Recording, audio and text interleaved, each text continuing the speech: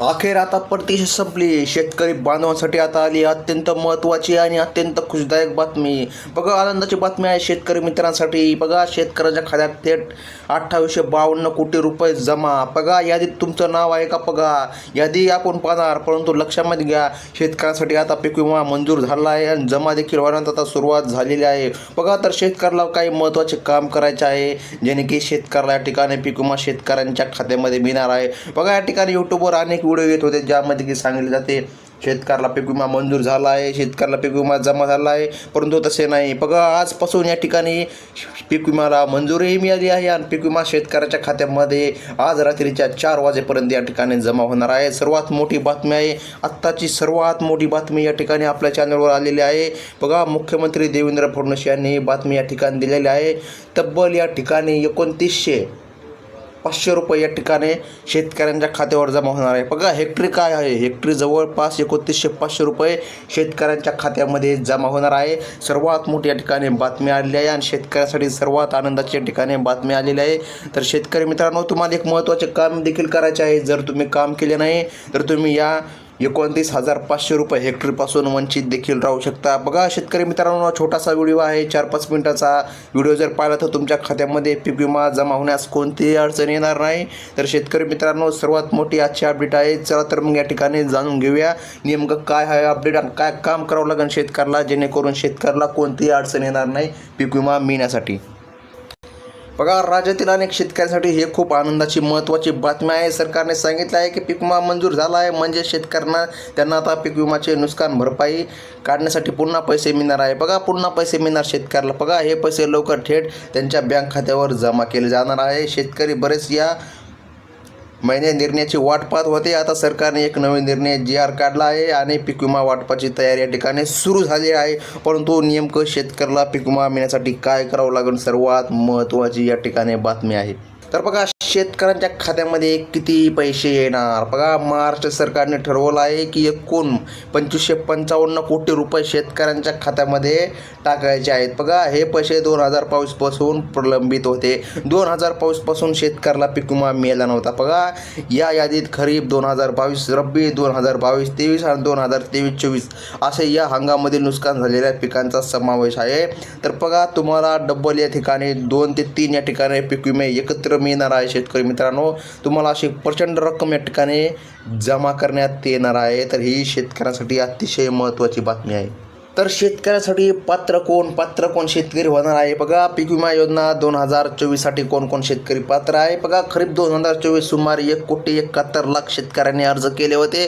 बघा, त्यातील 1,65,00,000 अर्ज मंजूर झाले आहेत. पण या ठिकाणी बघा, त्यातले फक्त 64,00,000 शेतकरी योग्य आहेत, पात्र ठरले आहे. बघा, उर्वरित शेतकऱ्यांचे अर्ज काही कारणामुळे नाकारले गेले आहे. बघा, तर त्या शेतकऱ्यांसाठी दुःखदायक देखील बातमी असू शकते. तुमचं यादीमध्ये नाव आहे का ते देखील आपण पाहणार आहोत. बघा, जे शेतकरी पात्र ठरले आहे त्यांना एकूण 3308 कोटी रुपये या ठिकाणी मिळणार आहे. बघा, तर तुमचं या ठिकाणी नाव आहे का, तुम्हाला पीक विमा मिळणार आहे मग लगेच आपण पाहणार आहोत. तर चला तर मग या ठिकाणी बघूया.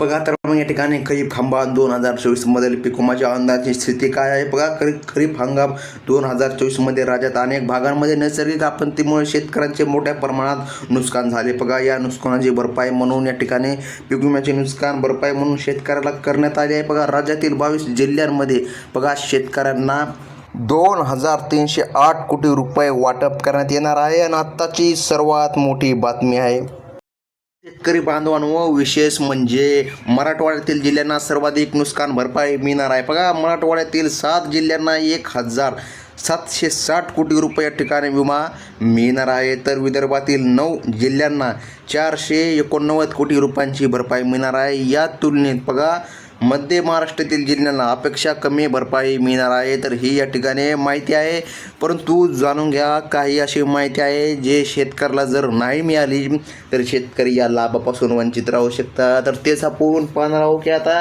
नेमकं शेतकऱ्याला काय करायचं आहे हे पीक विमा त्यांच्या खात्यावर मिळण्यासाठी. तर शेतकरी मित्रांनो, राज्यातील शेतकऱ्यांसाठी महत्त्वाची बातमी. बघा, पीक विमा मंजूर या ठिकाणी झाला आहे. हे तर आपल्याला माहिती आहे, परंतु काही शेतकऱ्यांना पीक विमा मिळणार नाही. तुम्हाला माहिती घे, देशभरात आपल्या सर्वात जास्त आर्थिक उत्पन्न हे शेतकऱ्याच्या मार्फत होत असतं. आपल्याला रुपया हा डॉलरच्या तुलनेत मजबूत होण्याचा एकच कारण आहे, म्हणजे की आपल्या शेतसारा हाताचा शेतकऱ्यांकडून होणारा भरपूर साला उत्पन्न आणि आपण इतर देशात देखील आपली काही वस्तू उत्पन्न हे पाठवत असतो. हे सर्व शेतकऱ्यांच्या जीवावर होत असतं. परंतु शेतकऱ्यांसाठी भरपूर काही शेती करताना अडचणी येत असतात, जसं की हवामान फटका असेल, वादळी वारा असेल, पाऊस असेल, असे सर्व परिस्थितींना सामना करावा लागतो. त्यामुळं त्यांचे उत्पन्न कमी वाढत असते तर कमी होतं. या अंतर्गत केंद्र आणि राज्य सरकारने शेतकऱ्यांना वेगवेगळ्या योजनांचा लाभ देत आहे. परंतु बघा, पीक विमा देखील मंजूर झाला आहे आता. परंतु कोणत्या शेतकऱ्यांना पीक विमा मिळणार नाही याचीच आपण माहिती पाहणार आहोत. तर शेतकरी मित्रांनो, लगेच आपण आता यादी पाहूया.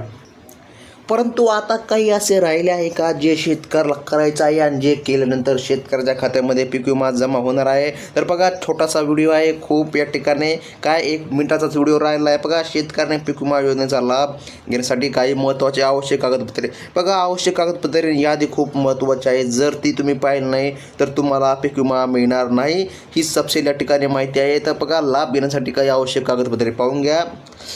तर तुम्हाला ही कागदपत्रे सादर करावी लागणार आहे. बघा, यामध्ये जमीनचा 7/12 उतारा, बघा पीक पेरणीचे पुरावे, बघा बँक खात्याचे तपशील, म्हणजे की बँक खात्याचे पासबुक ठीक आहे का नाही ते तुम्ही तपासून घ्या.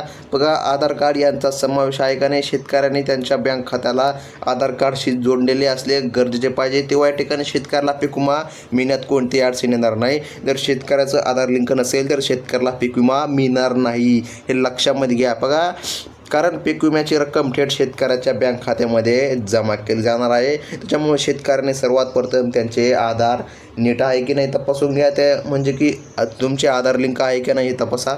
शेतकऱ्यांना विमा भरपाई मिळण्यासाठी त्यांच्या नजदीकच्या कृषी कार्यालयात त्या ठिकाणी संपर्क साधावा लागेल. बघा, तेथे ते अर्जही भरू शकतात. बघा, तिथे ते काही अर्जही करू शकतात. बघा, आवश्यक कागदपत्रे सादर करावी लागतील. कृषी अधिकारी शेतकऱ्यांना अर्जाची तपासणी या ठिकाणी करून त्यांना पीक विमा योजनेचा लाभ देण्याची प्रक्रिया पूर्ण करेल. बघा, तर मग या ठिकाणी शेतकरी मित्रांनो, याच्यामध्ये तुम्हाला असे सांगितलेले आहे की तुम्हाला जर या ठिकाणी पीक विमा मिळायचा असेल तर ज्या शेतकऱ्यांनी इथून मागे या ठिकाणी तक्रार दिली होती की आमचे नुकसान झाले आहे, बघा, तर काही शेतकऱ्यांनी तक्रार देखील दिलेली होती की आमचे नुकसान झालेलं आहे, तर याच शेतकऱ्यांना आता पीक विमा मिळणार. बघा, सर्वात मोठी बातमी, याच शेतकऱ्याला पीक विमा मिळणार आणि ज्यांनी या ठिकाणी तक्रार केली नव्हती त्यांना एकच या ठिकाणी पीक विमा मिळणार आहे. बघा, तर शेतकरी मित्रांनो, ही महत्त्वाची बातमी आहे. आणि पीक विमा किती मिळणार? बघा, तुम्हाला यूट्यूबवर गेल्यावर अनेक व्हिडिओ मिळतील जिथं सांगितलं ते 40,000 हेक्टर पीक विमा मिळणार,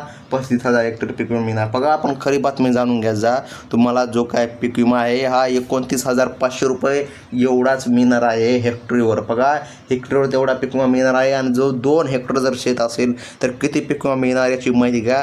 त्याच्यामुळे या ठिकाणी शेतकरी मित्रांनो, तुम्हाला तुमचे आधार लिंक ते सर्व काही व्यवस्थित करायचे आहे. आणि काही चुका जर झाल्या असतील तर तुम्हाला ऑनलाईन अर्ज करून ती चूक देखील दुरुस्त करायची आहे, तेव्हा या ठिकाणी तुम्हाला पीक विमा मिळणार. तर ही सर्वात मोठी अपडेट या ठिकाणी शेतकरी मित्रांनो आलेली आहे. तर ही होती आजची अपडेट. धन्यवाद.